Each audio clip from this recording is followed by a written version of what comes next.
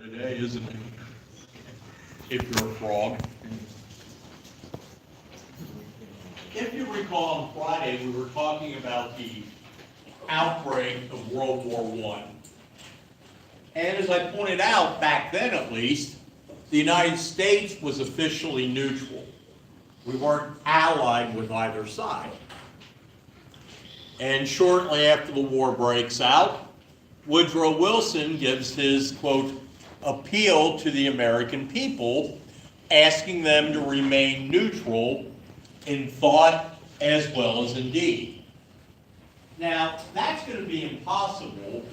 I mean, it's a noble objective, and given the slaughter that war was, staying out of it was a good idea. But why is it impossible for us to stay neutral? To begin with, we're an immigrant nation. The United States was composed largely of people that had left the countries at war. How many people in this class have German ancestry? That's a stretch around here, isn't it? Yeah. How many have English ancestry? French? Italian? Russian? No, Russian? Serbs? Anybody Serbian or Slavic? Anyway, you made my point. The vast majority of the warring powers are represented in this room. America back then had 100 million people. 15 million of them were immigrants, almost all of them from Europe, and the vast majority of them from the countries at war. On top of that, another 15 to 20 million were the children of immigrants from these countries. So you've got roughly a third of the nation that had direct or semi-direct ties to the warring powers. And naturally, they don't forget their homeland.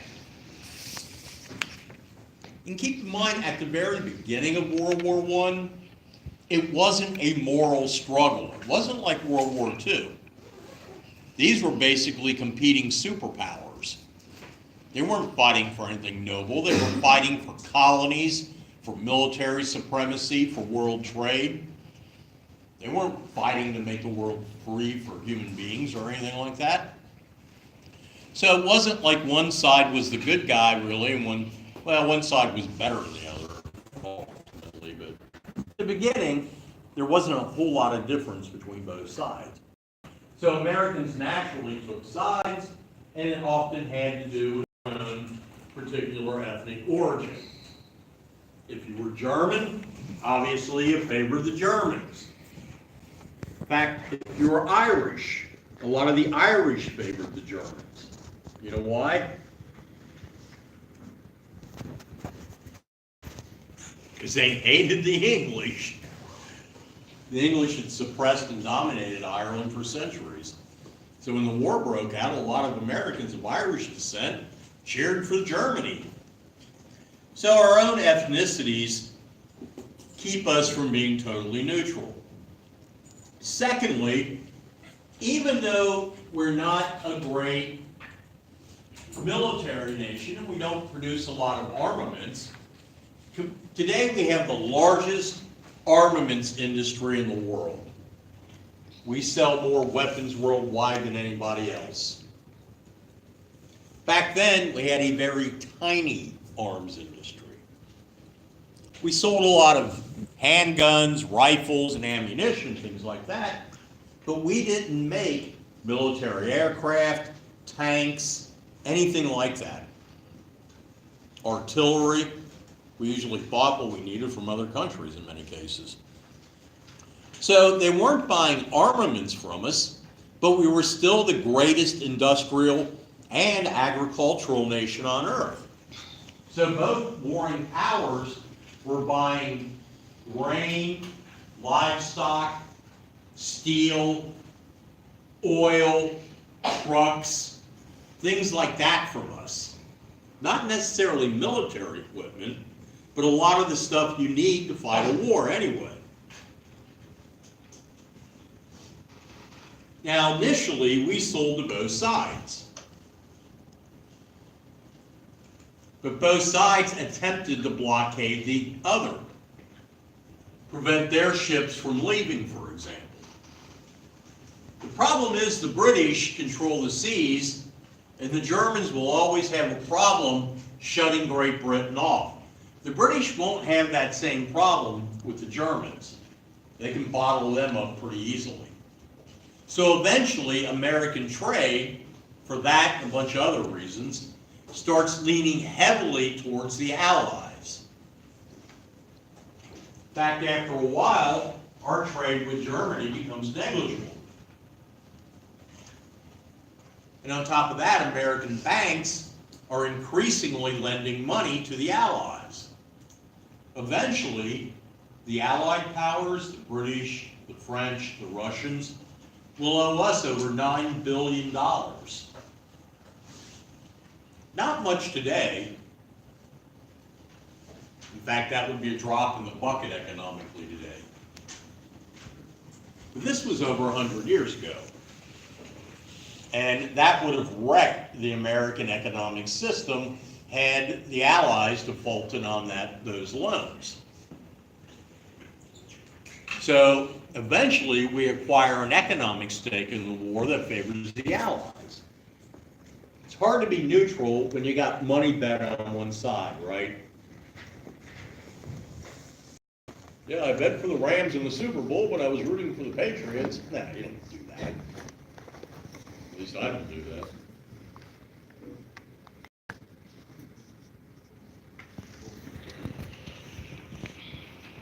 Third, another reason we eventually cannot remain neutral has to do with propaganda, particularly British propaganda.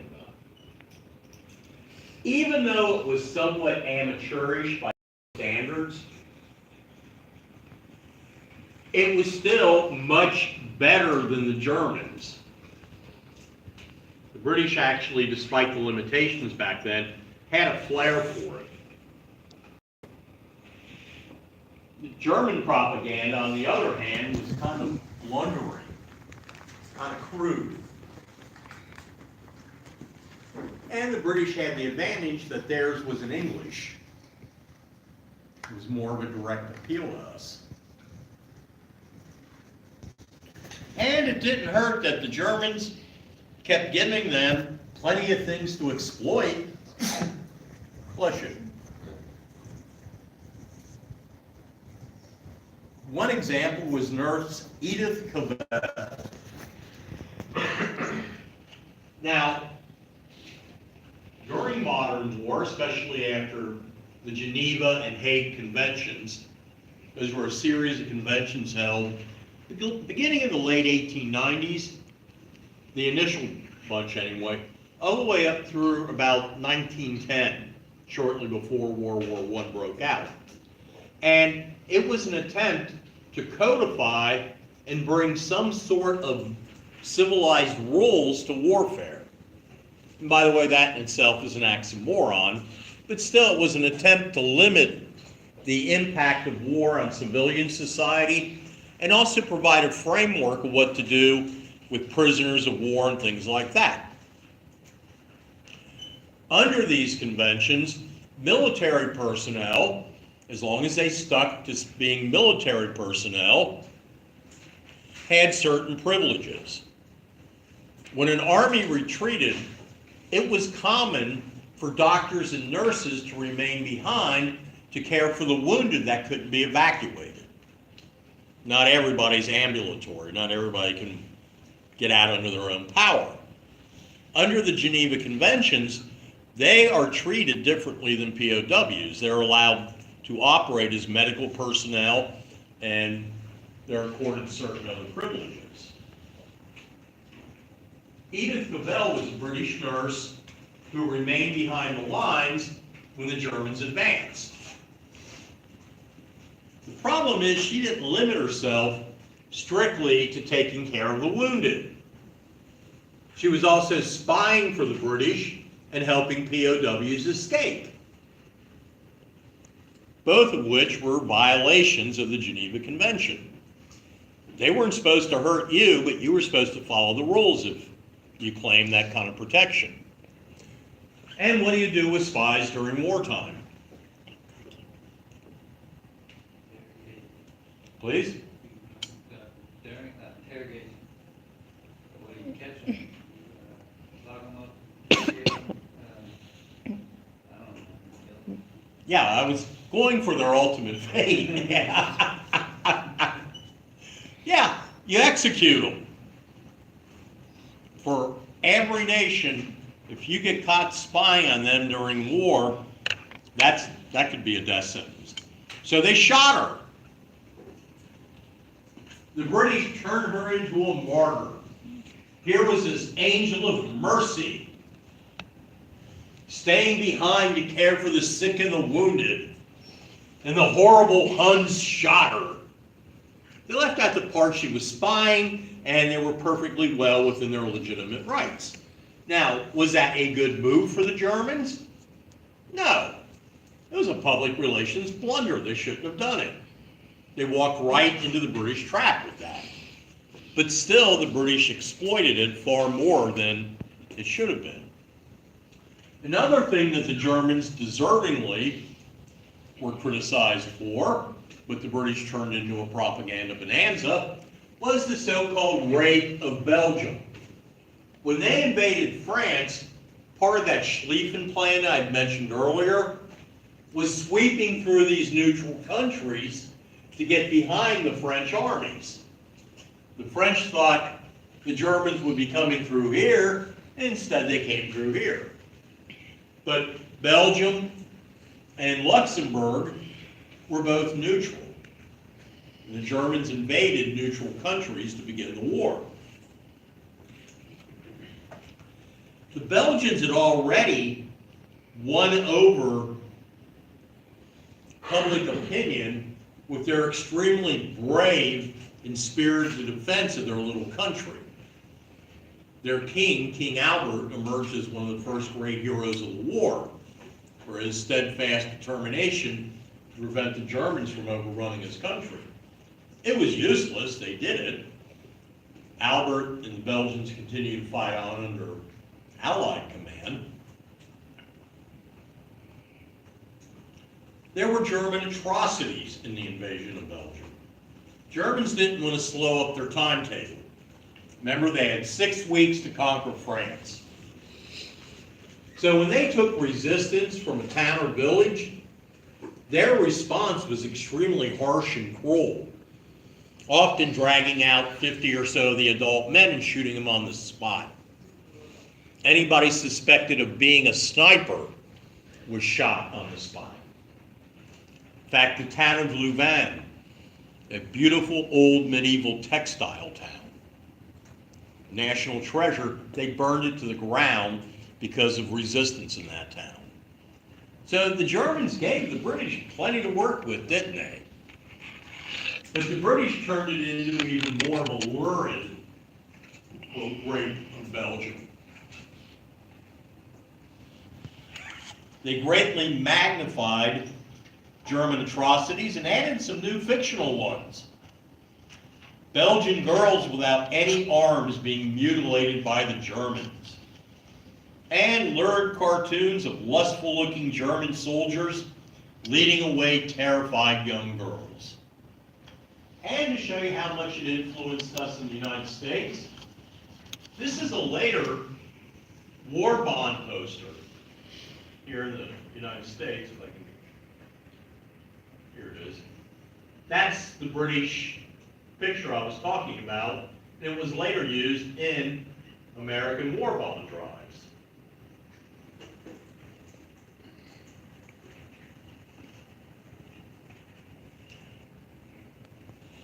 And as another little aside, the Germans, not only when they invaded Belgium, they invaded in August, right before the harvest, destroyed a lot of the crops, prevented the men who many were requisitioned to do labor for the Germans, prevented them from bringing in the crops, and the Germans took a lot of the existing food stocks.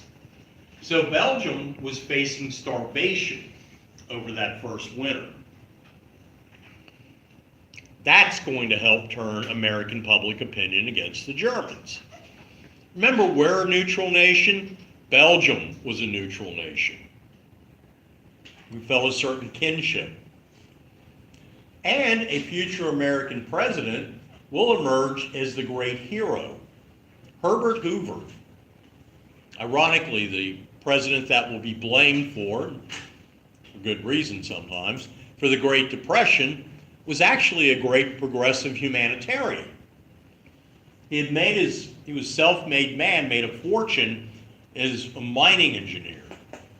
Became one of the best in the whole world. He devoted himself in large part to philanthropy, helping people out. And when Belgium was starving, he single-handedly organized an international organization, Relief for Belgium, raised millions of dollars, organized all the ships, and made sure the people of Belgium were fed over that winter. He was so influential that he was one of the few people in the entire war that had a universal pass. He could pass between the lines, and it was honored by both the British, or the Allies, and the Central Powers. But he'll emerge as a great humanitarian in the war and almost single-handedly help keep the Belgian people from starving. But it certainly doesn't do anything for the German image in America, does it?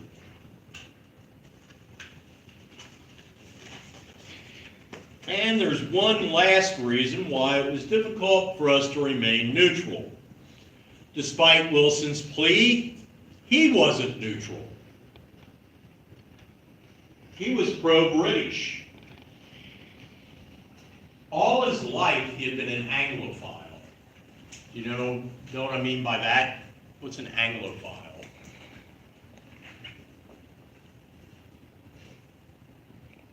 No idea?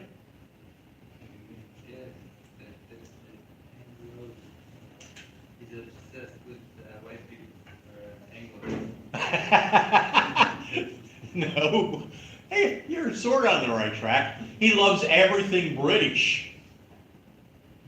That's what you call somebody that loves British culture, British history. I don't know if anybody loves British food. I don't even think the British love British food. You ever have it? Oh, they boil everything to death. They do. The pub food isn't bad, largely because you wash that down with beer. In fact, the joke over there is the national cuisine of England is Indian food. So, they have good Indian restaurants. But anyway, an Anglophile loves everything British. British culture, stuff like that. By the way, somebody who feels that way about France is known as a Francophile. So, anyway, Roosevelt and his chief foreign policy advisor, Colonel Edward House, who, by the way, had absolutely no credentials for being a foreign policy advisor. He was an amateur in every way. Wasn't even a real colonel. That was a courtesy title, like being a Kentucky colonel. But he's going to be Wilson's chief foreign policy advisor. Kind of holding the role today that's formalized as a national security advisor. He was intelligent, and he did have some understanding of the world, but he was woefully out of his element. Anyway, both he and Wilson are Anglophiles. And from the beginning, Wilson had a tendency to favor the British. As I pointed out, both sides were trying to blockade the other, prevent food and armaments and other needed things from getting in to the other country. The British, with their navy, did a much better job of it. And they would stop American ships headed to Germany to check their cargoes. By the way, you folks from History 1 remember the War of 1812 and Pressment and all that? It was an echo of that again. But instead of getting mad at the British, Wilson filed only mild protest. I want to point out it was different. They weren't impressing sailors this time. And secondly, if they stopped an American ship and it had a contraband cargo on it, they didn't stop everything going into Germany, just anything that could help their war effort, which in retrospect was damn near everything, but you know, some things got through, medicine and all that. But if the British stopped an American ship and decided the cargo was contraband, they steered the ship to Great Britain and confiscated the cargo, but they also paid the owner for it and eventually released the ship back into custody of the owners. When the Germans tried to put a blockade on Great Britain, they sank the ships trying to go to Great Britain, regardless of what they were carrying. So we had only mild protest over the British seizure of our ships. 100 years earlier, that had led to war. We were also a little naive. Despite the war, Americans still traveled freely abroad. Travel to Europe naturally went down during the war. In fact, travel to the United States from Europe dropped precipitously, largely because immigration dropped. But Americans, especially middle and upper class Americans, are still traveling to Europe.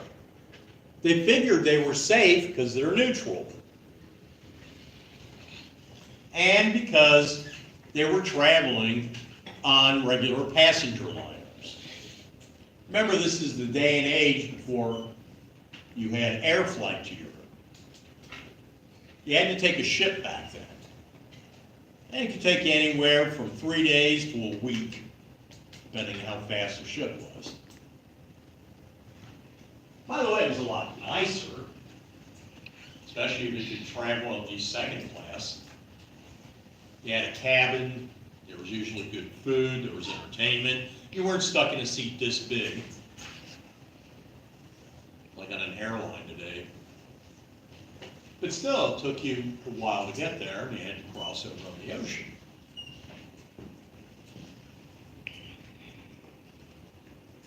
Now, World War I saw the introduction of several new weapons. Aircraft, this was the first war in which planes were used for a military purpose. Tanks, this is the war tanks were introduced. The British invented them. Flamethrowers and submarines. It's the first war submarines were used.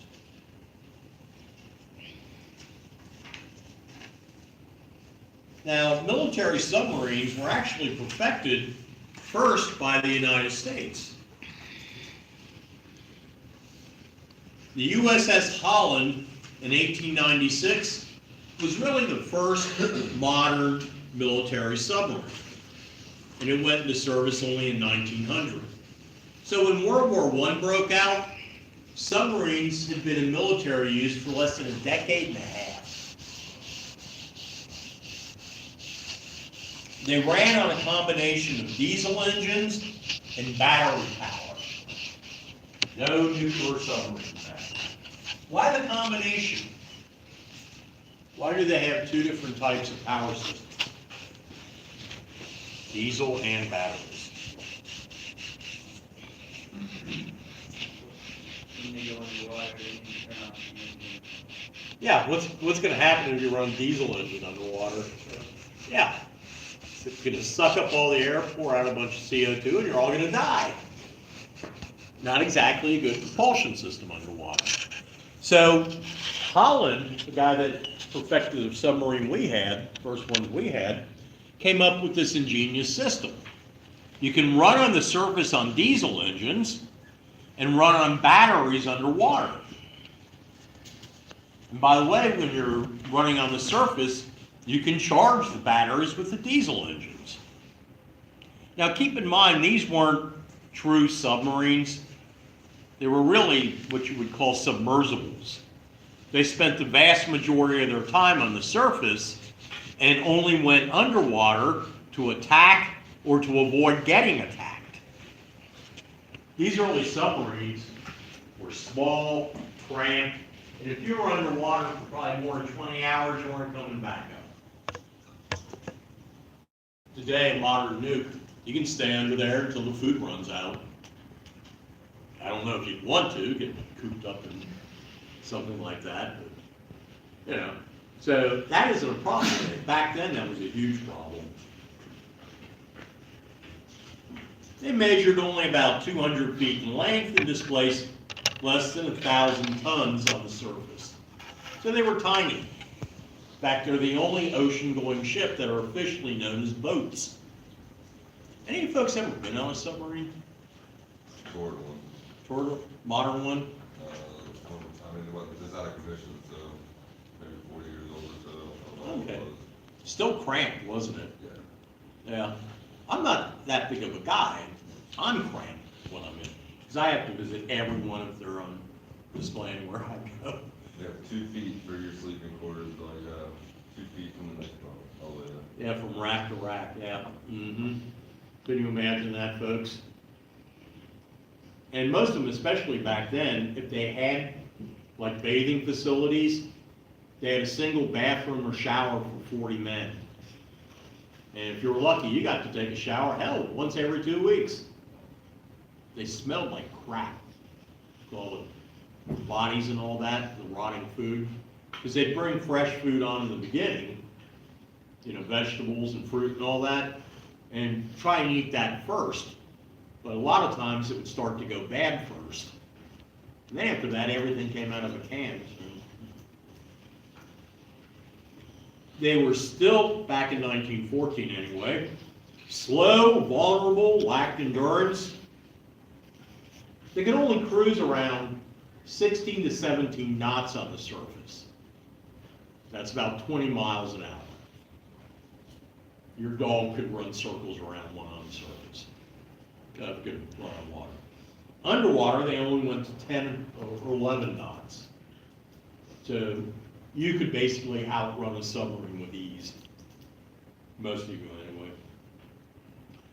They were armed with 16 torpedoes and a deck gun. Usually a 4.1-inch deck gun, something like that, or a 3-inch. Their chief weapon was stealth. Back then, there was virtually no way to detect them if they were underwater. You did not have sonar yet. So they're slow, they're vulnerable, but they're deadly. By the way, they could only, if they had to sail underwater, they could only go about 80 miles underwater before they ran out of battery power. Now, the Germans, not having the Navy that the British had, decided early in the war to use their submarines to attack British shipping. Remember, Britain's an island. They have not been able to feed themselves, grow enough food to feed themselves, since the days of the American Revolution. They've been importing most of what they eat. Remember, they're an industrial nation. So the Germans believed early on that if they could cut England off, sink enough ships, they could starve England out. And I want to point out, late in the war, they came close. They failed, but they came close. So the Germans adopt a policy known as unrestricted submarine warfare. Under the rules of war, you're going to sink an enemy ship, you stop it first, you search it to make sure it has contraband on it, you get the crew off the ship, then you sink the ship. Well, these submarines are so frail, so vulnerable, and the British had a tricky habit of having warships disguised as civilian cargo ships, and the Germans initially would come up to hail them to search them, and the British would open fire on them, sink them. They were known as Q ships. The Germans got real leery of this, so they started sinking without warning. That's unrestricted submarine warfare. And it was against the rules of war back then. Today, sadly, it's commonplace. It's what you would expect. Now, to get back to what I was talking about, I took the long way around, but you needed to know that stuff to set this up. As I pointed out, a lot of Americans still travel freely on civilian passenger liners. By the way, if they're American flag, you don't have a problem. It's if they have a foreign flag. Here's a German submarine. They were known as U-boats because in German, they were officially Unterseeboot, which is German for underwater boat. That's why they're known as U-boats. And this happens to be U-19. The Germans have never named their submarines, unlike the United States. After World War I, we started giving our submarines official names. Normally named after fish, go figure. But the Germans never did that. They always wanted a numbering system.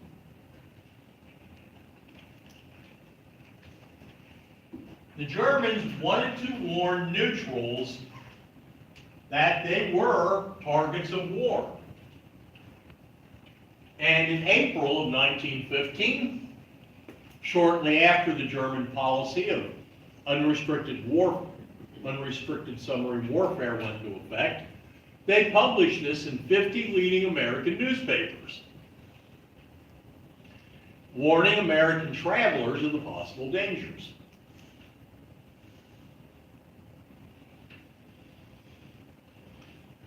Notice it says, vessels flying the flag of Great Britain or any of her allies are liable to destruction in those waters, and that you sail at your own risk. Now, we were aware of that, but most people did not think they would attack civilian passenger liners. So the Americans on board the British liner Lusitania, when it sailed on the 1st of May 1915 from New York on its way to Liverpool, they thought they were safe. And in most cases they would have been. What they did not know, and what the British government did not tell them, was that the ship was carrying contraband. It was carrying over 50 tons of munitions and 46 tons of aluminum powder. That's used in making high explosives. So the ship was a legitimate target of war. And I also want to point out that the British had all of their civilian ships were considered in times of war auxiliary military ships liable to be called up. And Lusitania was listed in that book. It was also listed erroneously by the British as being armed. So keep that in mind. As far as the Germans were concerned, there was a certain amount of ambivalence towards its actual status. Now, the ship was extremely luxurious and had little to worry about throughout much of the voyage. To begin with, these primitive submarines I've been discussing had a very limited range. Most of them operated maybe 100 miles off Great Britain at best. They couldn't operate, unlike World War II submarines, out in the middle of the Atlantic. So as long as you're crossing most of the ocean, I don't know if I have that, you were safe for the vast majority of the trip. You only were in danger when you got close to to the country. And by the way, this is the Lusitania. As I pointed out, the ill-fated Titanic had originally been built to rival Lusitania. That ship could travel at 25 knots. That was faster than almost any ship in its day and age. This is faster than most warships. And it was a hell of a lot faster than a submarine, wasn't it? That's why I gave you the speeds on that. That thing could go 2.5 times as fast as a submerged submarine. And on top of that, there was another way to avoid getting hit. You zigzagged. You didn't sail a straight line. That makes it easy, doesn't it? If you're trying to target it. The ships zigzagged because a submarine captain would get a bearing on a ship, and then you'd zig or zag, and that would throw it off. You'd have to realign and all that. And by that point, you're off in the distance. So they felt relatively safe. In fact, the British Admiralty told them there were no submarines in the area, and the captain actually stopped zigzagging and slowed down so he could make Liverpool with the tides. Even ships like that had to wait for the tide to come in or out to be able to go in. And he wanted to time it just right so the tides would be in so he could, the minute he got to port, he could dock. And by the way, he was an extremely experienced and senior captain on the Cunardon. 6 days into the voyage, on the 7th of May, about 2:10 p.m., shortly after lunch, many of the people are up on deck, knowing that they're going to sight land soon, and all of a sudden it's racked by a violent explosion. Lusitania is torpedoed by U-20. It was 11 miles off the Irish coast. And the ship sinks in only 18 minutes. By contrast, Titanic stayed afloat for a couple of hours. Its problem is just they didn't have a lifeboat. Lusitania went under 18 minutes. 1,198 passengers and crew are killed. Nearly 1,200 people. 128 of those are Americans. Wilson is furious.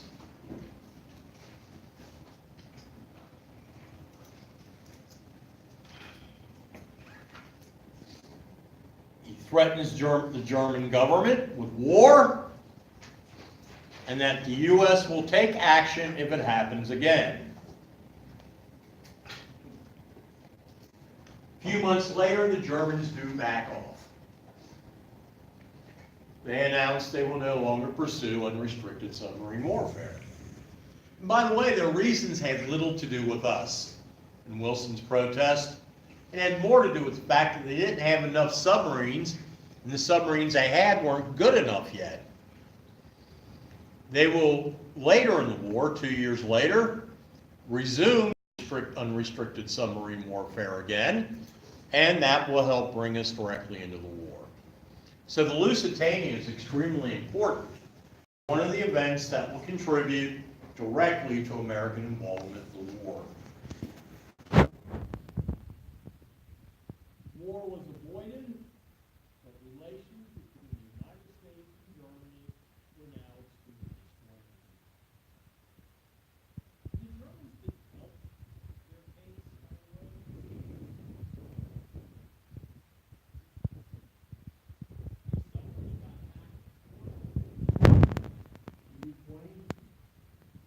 The German government gave them all medals and stuff as commendation medals that they sold throughout Germany to celebrate its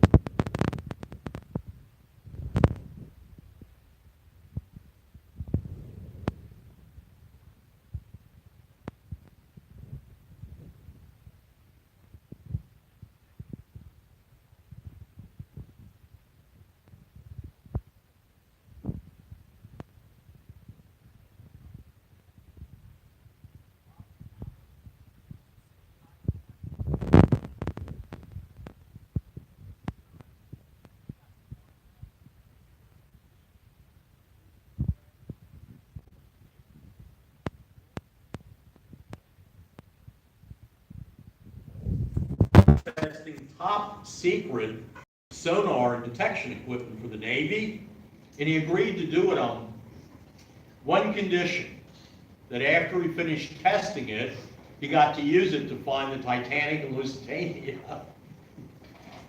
But anyway, that's what it looks like today, resting on its grave at the bottom of the ocean.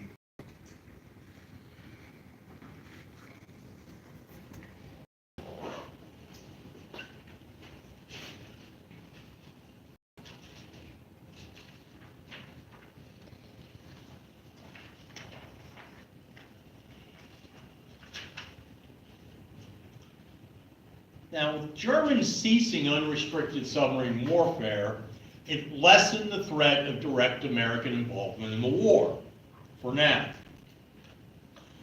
And the United States very quickly got caught up in affairs here in North America.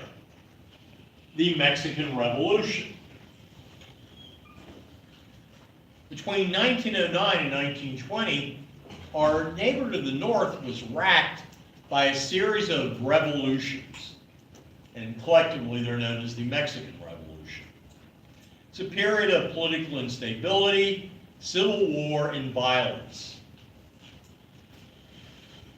And as much as we wanted to stay out of that one too, we had way too much invested in Mexico, economically. Remember I told you at one point, American businessmen owned about 47% of all the industry in Mexico. So a revolution and civil war down there is going to worry those investors, isn't it? Secondly, unlike Europe, Mexico is sitting on our southern border.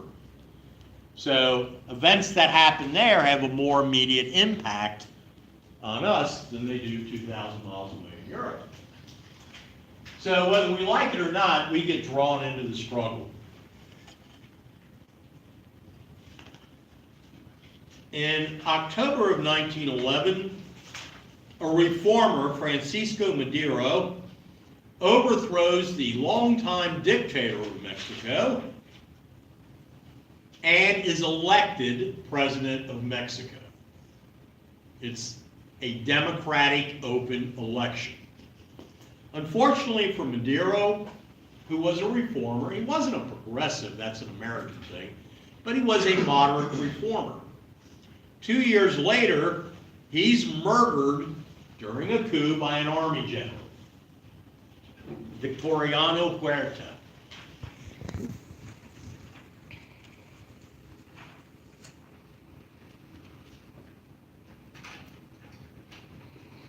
And your quick lesson in Mexican history today.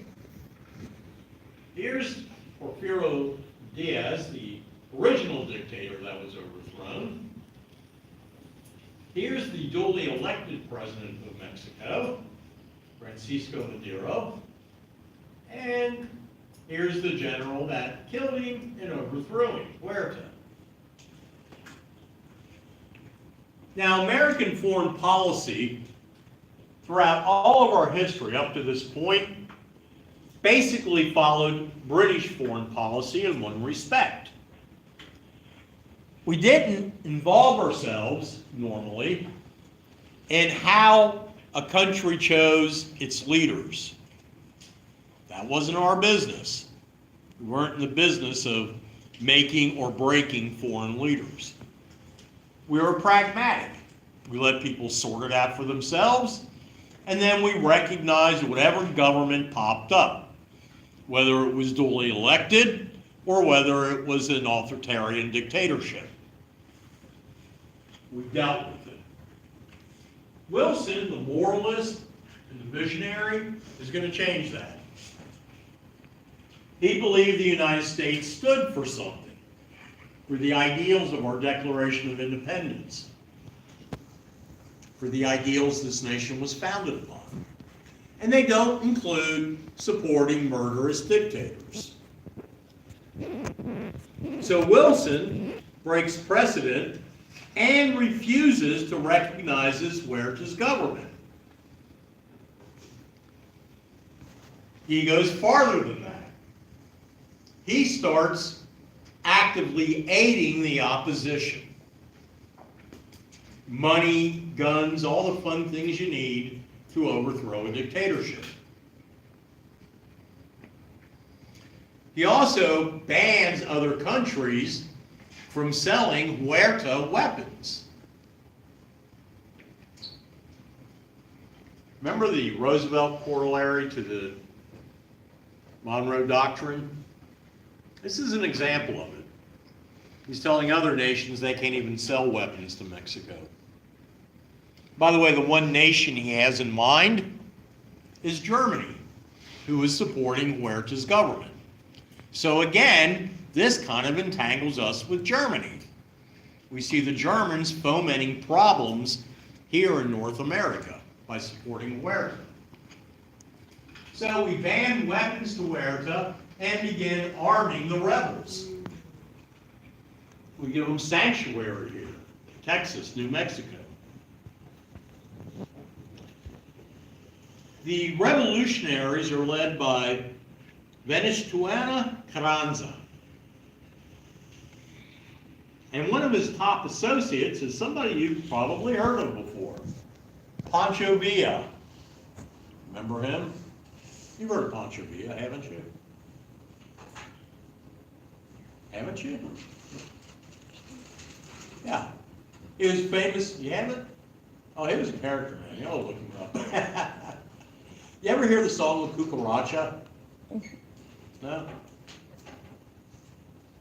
That was written about his men. It's called The Cockroach. You ever sang that in Spanish class or something in high school? Yeah. By the way, like I said, the song's about Pancho Villa and his men, but there's a line in there that says they're all lazy and just want to sit around the campfire and smoke marijuana all day. I don't know if your Spanish teacher told you about that line. But anyway, one of them is Pancho Villa.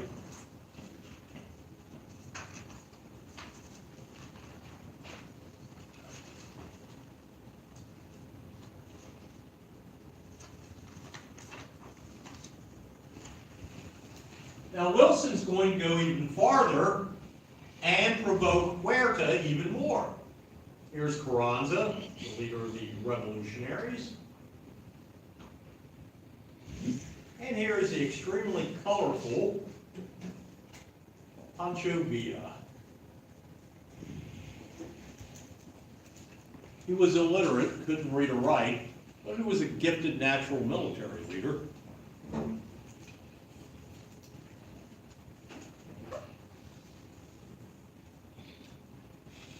In April of 1914, an American warship puts into port at Tampico, and the American sailors go on shore leave. Mexican authorities arrest 9 American sailors. And by the way, they weren't really doing anything wrong. They weren't busting up the place or anything like that. Mexico quickly realizes that was a mistake and releases the sailors. Under almost any other circumstance, that would have been the end of it. But Wilson seizes on this to provoke Huerta. He demands an official apology and a 21-gun salute for the arrested sailors. Now, who gets a 21-gun salute, folks? Yeah, thank you. A head of state, like the president, or a dead hero. Not 9 sailors arrested for being drunk on shore leave. When Mexico refuses to do it a couple weeks later, Wilson has the American fleet bombard and take the port city of Veracruz. The stated reason was to prevent German arms shipments from getting through. To make a long story short, Huerta realizes that the game is up. If we're in Veracruz, and we've done it before, haven't we?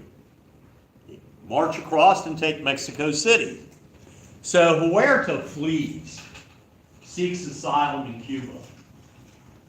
By the way, he flees on a German ship. So Huerta's out, Carranza's in, and we cut off the arms shipments. And that includes to Pancho Villa, who is now broken with Carranza and fighting his government.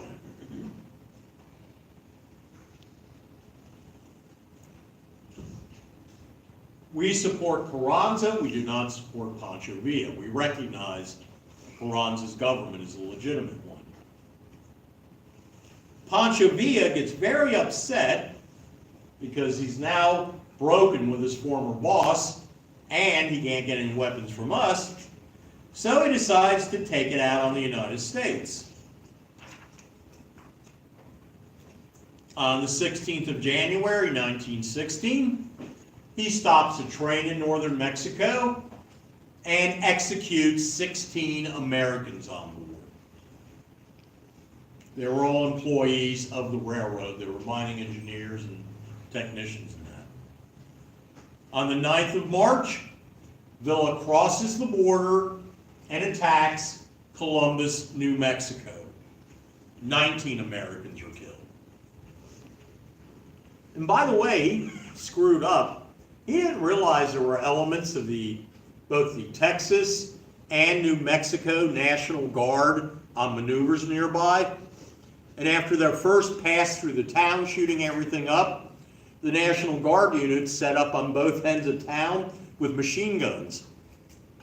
And Villa's men were slaughtered trying to get out of town. They lost probably a couple of hundred. But they had crossed the border and killed 19 Americans. And Wilson was not going to stand for that. And he's going to send the American army